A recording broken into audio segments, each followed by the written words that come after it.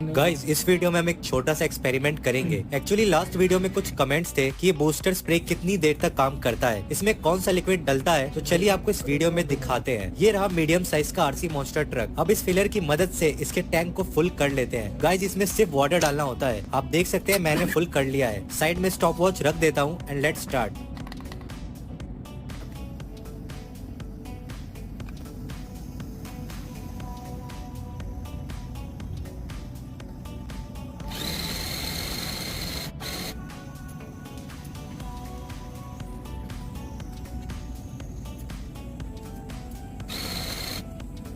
Full tank में ये total 2 minute चला है एंड ये टाइम साइज के अकॉर्डिंग वेरी कर सकता है। अगर आप इस कार को लोएस्ट प्राइस में परचेज करना चाहते हैं तो डिस्क्रिप्शन के लिंक से कर सकते हैं।